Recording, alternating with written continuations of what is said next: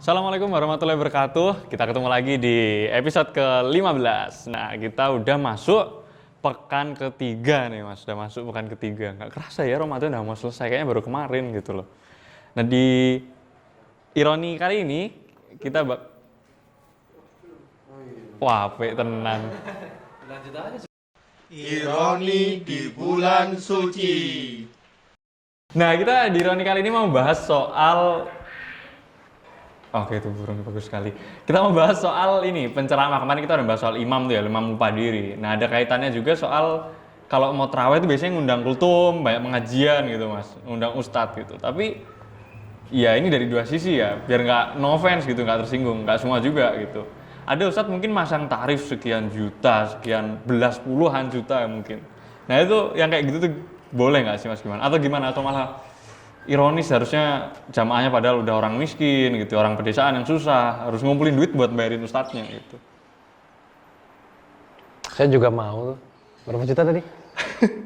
Belasan mungkin kan kalau kontrak-kontrak itu. Lumayan ya. Lumayan ya. Boleh juga. Dapat motor satu kali ngisi pengajian. Wah, Masya Allah. Enak juga jadi ustadz ya.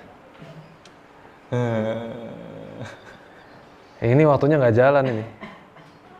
Waktunya dijalanin dong. Memang ini takdirnya harus dihapus video ini, ulangi dari awal. Oke, lanjut ya. Jadi saya juga pernah lihat di mana ya, di Twitter ya. Ya nggak tahu itu tweet sinis, bercanda atau serius, saya nggak tahu. Sinis. Cuma yang jelas dia bilang, wah ustadz-ustadz tuh kalau Ramadan tuh panen duit. Nah, jadi saya mau menjelaskan sebetulnya gini ya. Ada ustadz yang misalnya menetapkan tarif. Saya nggak bakal membahas ini halal atau haramnya. Tapi teman-teman sekalian memang di lapangan itu banyak sekali pengundang-pengundang yang mengatasnamakan lembaga besar, ya, mengatasnamakan komunitas besar yang hadir sekian ribu orang, tapi one prestasi. Artinya yang dijual itu tidak sesuai dengan balasan yang diterima si ustadz secara duniawi. Ya, ustadznya makan apa emang? Ya kan? Kalau ibarat kata kalau misalkan jadwal dia padat, akhirnya dengan jadwal padat itu dia jadi tidak bisa bekerja secara reguler, misalnya jadi karyawan. Ya, dia kan harus cari nafkah. Tapi kemudian kita mengatakan, wah Ustadz kalau misalnya dikasih duit berarti nggak ikhlas dong, nah, kayak gitu misalnya seperti itu. Ada yang seperti itu. Iya. Stigma Jadi gitu, Mas. ikhlas itu kan ada alasan ya. Nggak mungkin ikhlas itu nggak ada alasan. Ya kayak misalnya kita itu ikhlas di jalan dakwah, teman-teman teras dakwah ikhlas di jalan dakwah, itu nggak mungkin serta-merta langsung ikhlas gitu aja. Pasti ada dukungannya. Apa? Misalnya teman-teman yang selalu support, teman-teman yang selalu mendampingi gitu kan. Terus adanya apa? Misalnya adanya datangnya jamaah yang banyak. Kemudian ya salah satunya juga adanya insentif. Itu kan bisa membuat kita ikhlas. Guru, apakah kalau ikhlas guru harus tidak digaji? Digaji ya, benar. Ya itu salah banget gitu loh. Jadi artinya apakah dai ini profesi? Itu bisa dikatakan profesi. Bahkan di negeri ini sudah bisa ya bahwa ustadz atau dai atau ulama itu sebagai profesi sudah jadi. Jadi artinya kita seimbang aja ya antara pengundang dengan yang diundang. Nah, kenapa kalau ustadz itu kemudian ada yang masang tarif? Ya, kalau saya melihat ada satu ayat di surat As-Saff itu ketika Nabi Isa alaihissalam berkata kepada para hawariyun, ya, qala Isa bin Maryam, man ansori ilallah, siapa yang mau menjadi penolong kepada Allah? Ya, maksudnya penolong agama Allah. Jadi ada sebagian yang menafsirkan itu, ya, bahwasanya itu ya salah satunya adalah siapa yang bisa membantu ini dengan harta dan jiwanya, kayak gitu. Karena memang salah satu hal yang bisa membuat dakwah kita semakin lancar itu adalah harta. Nah, jadi bagi para pengundang juga harus tahu batasan kepantasan itu. Kenapa? Karena satu, ustadz yang diundang itu belajarnya nggak sehari dua hari. Iya, mengorbankan waktu untuk belajar. Wah, dari kecil bahkan. Dari kecil dia mondok. Belum kalau biaya sekolah formalnya lagi. Iya, gitu. Belum disabetin sama kiainya, dicambukin sama kiainya pakai rotan. Besok-besok habis ngisi kajian, syukron Ustadz. Jazakallah khairan Ustadz. Masalah syukron tuh nggak bisa dimakan. Baru mau bilang. Sukro. Jadi ini sorry to say.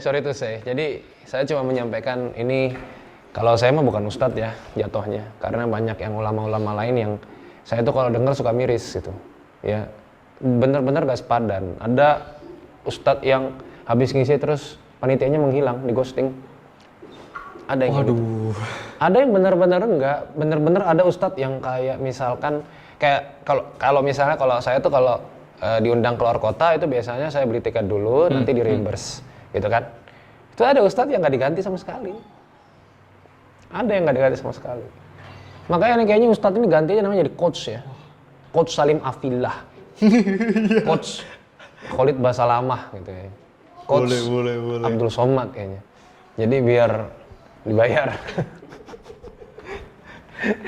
Jadi memang harus tahu diri Ini dari kayaknya ini pengundangnya gitu ya. Mentang-mentang ustadz terus pasti dia ini. Dan mungkin melihat sebagian ustadz tuh kaya gitu. Padahal belum tentu itu kekayaan Enggak dia. semua, kurang main jauhnya Ya, belum kayak- ustadz yang di kampung-kampung. Kayak mungkin Ustadz Abdul Somad kan itu sampai ada jamaah yang rela ngasih Toyota Alphard itu Iya. kan bukan duit dia itu, bukan duit beliau ya. Jadi itu kan adalah sesuatu yang harusnya kita, jadi terhadap orang berilmu kita harus punya adab ya. Dimuliakan lah ya, Dimuliakan sepantasnya. ya. Di apalah pokoknya jangan sampai membuat hati mereka sakit, jangan sampai membuat mereka itu merasa rugi, jangan sampai membuat mereka itu kecewa. Itu adab kepada penuntut adab seorang penuntut ilmu kepada yang punya ilmu. Itu ditulis oleh Imam Az-Zarnuji dalam kitabnya itu Ta'limul Muta'alim ya. Jadi itu penting banget teman-teman sekalian untuk kita kaji bersama. Nah sekarang kalau misalnya kalian ngundang ustadz, terus ustadznya bertarif misalnya kayak gitu ya, tarif benar-benar tarif ya, artinya kalau misalnya ngasih estimasi segala macam itu wajar supaya tidak ada wan prestasi ya. Jujur aja kadang-kadang saya pribadi kalau diundang itu suka ngasih estimasi kalau ditanya. Biasanya Atau segini. biasanya online ini harus ditegaskan benar kalau saya pribadi, karena ya online ya habis ngisi udah ngilang. Iya, misal di blog nomornya ngilang, kontak panitia segala macam, ada yang nggak kayak dikasih gitu. sama sekali. Ada yang kayak gitu, Karena kan nggak ketemu. Ada yang ngalami sih Mas Zaki. Itu perlu untuk diseriusin, harus diseriusin. Jadi Samperin. kadang-kadang diestimasikan seperti itu tuh untuk menakar keseriusan dari pengundang. Iya. Iya, Biar nggak jadi- cuma enaknya doang gitu Iya, ya. jadi jangan-jangan ngundang tapi dia nggak serius. Tahu-tahu saya ada loh ya kolega saya gitu ya. Itu asal terima orangnya. Pas nerima di Zoom ya, yang masuk ke ruangan cuma 10 orang. Terus kayak nggak dengerin gitu. Ada yang sambil mengerjakan mungkin. hal-hal lain kayak gitu. Ada yang tidak menutup aurat, ada yang telanjang dada segala macam. Ada. Ini kan setidaknya kita mau mengetahui keseriusan pengundang itu salah satunya dari itu, dari dana mereka. Ya setidaknya kalau komunitas Pasti serius nyiapin anggaran. komunitas lah. rada nggak jelas gitu ya. Kalau dia punya anggaran setidaknya kan dia punya sesuatu ya, sehingga dia bisa meyakinkan gitu loh. Nah, terus kalau misal usaha bertarif ya kalau kalian gak ada duitnya ya udah nggak usah dipaksain. Ya. Jangan malah marah-marah, Ustadz ini kok bertarif segala macam. Ya udah berarti bukan kelas kalian itu, ya. Bukan kelas kalian. Nggak mampu ngiri ya. Iya. Cari yang lain gitu. Nah, teman-teman sekalian, ustadz-ustadz itu pun ya kalau teman-teman hitung dari mereka mondok sampai sekarang ya mungkin habis banyak ya, baik duit, tenaga, pikiran itu semuanya habis banyak. Jadi teman-teman jangan merasa bahwa ustadz itu ya harus ikhlas segala macam. Ya ikhlas, kita juga harus ikhlas semua. Tapi ya Sekiranya lah, masa nggak dihargai kan udah kalau kata orang Jawa, keluarga. ngono gitu ya kan. ngono nih ngojo ngono. Nah, kata orang Jawa kan gitu. Ya gitu ya begitu, tapi jangan gitulah. Jangan gitu-gitu amat seperti itu. Iya, benar-benar. Cuman kalau dari sisi pembicara sendiri mungkin lihat sikon jamaah juga barangkali mungkin. Oh iya betul, sangat kita Misal juga. ini memang daerah yang ya Islam dakwahnya kurang gitu ya. Walaupun mungkin misalnya dia di kota ya dia narif yang mampu. Cuman Kita di juga melihat siapa yang mengundang. Artinya sistematis seperti itu ya silakan dipenuhi kalau bisa, kalau enggak ya udah. Jadi banyak kok yang seperti itu. Iya, Ustadz yang banyak. seperti itu banyak. Tapi kurang terekspos. ustadz yang kayak gitu jadwalnya penuh. Ya. Jadi kalau kalian mengundang biasanya sebut tahun sebelumnya. Waduh. Iya kayak Ustadz Abdul Somad itu ya? Ya iya, Iya, nggak di- Ustadz nggak ikhlas narif, itu, tapi- yang benar-benar gak narif Nggak itu narif, jadwalnya penuh. tapi yo, wah. Iya, Dia makanya- bertahun-tahun ya, karena pokoknya. itulah kayak jadwalnya penuh. Iya.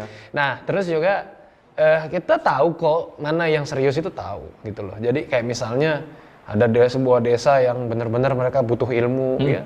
Kita betul-betul. Jadi tergantung bagaimana respon pengundang juga. Ya kadang kita juga malas kalau ngisi terus yang diisi juga malas-malesan, nggak mau dengerin, malah main HP sendiri kayak gitu. Iya, iya. Ya malas juga ngapain kan seperti itu. Sehingga adanya tarif itu sebetulnya salah satu patokan untuk mengetahui keseriusan pengundang. Karena kalau nggak ditarik mungkin juga kadang gampang kayak Ustadz ini gampang lah diundang mau udah habis itu udah gitu Iya, nggak tuh. kurang dihargai gitu. Emang aku cowok apaan? Tapi mungkin menarik gini juga, Tat. Satu poin lagi ulama zaman dulu tuh mereka buka majelis, tapi di satu sisi mereka juga pengusaha kaya raya, gitu. Misalnya kayak Imam Abu Hanifah gitu. Jadi nggak narif mungkin gitu, ada penghasilan sendiri. Iya, tapi kan nggak semua ulama begitu. Iya sih, memang nggak semua. Nggak seperti semua itu. ulama begitu. Iya. Ya, jadi ada ulama yang memang dari keluarganya memang orang berada.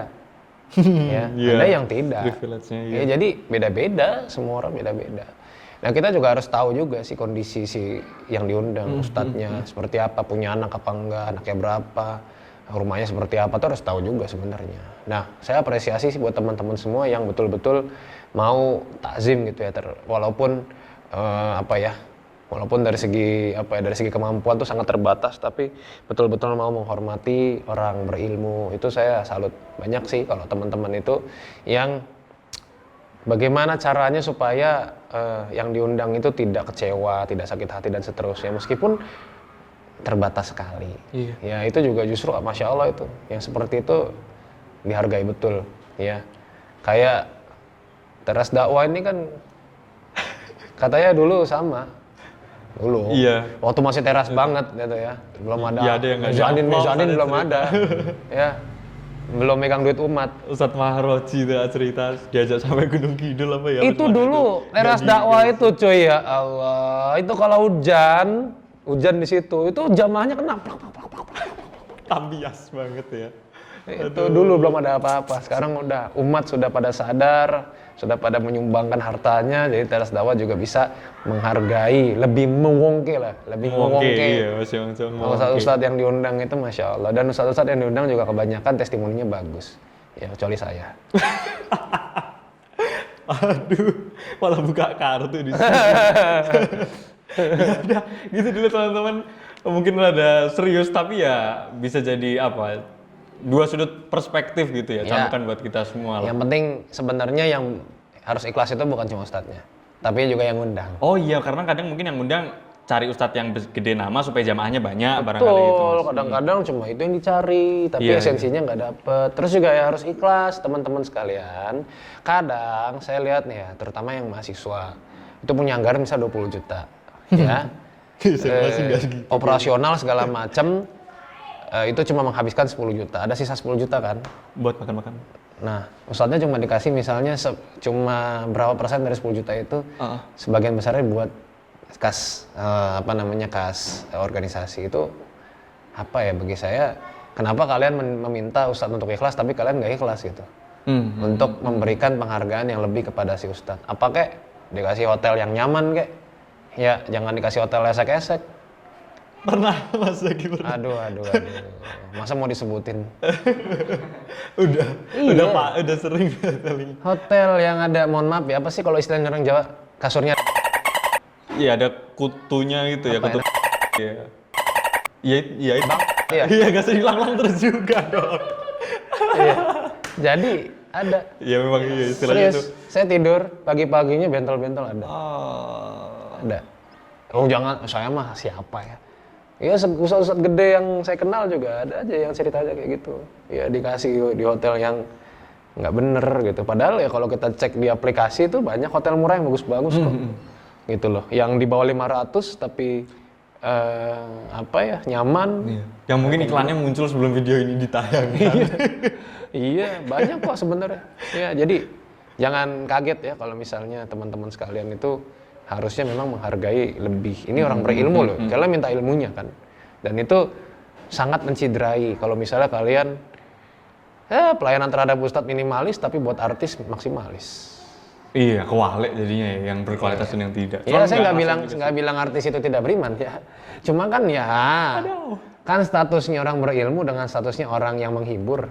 Gimana sih? Mindsetnya memang ketuker ini Iya, sama kadang-kadang kayak kewalik. gitu. Ya, Untuk yang jempalik. artis dikasih bisnis class, pesawat, ustadznya economic class. Ekonomi mending kalau pesawat, kalau ekonominya kereta. Enggak, kalau kereta sih rada parah ya.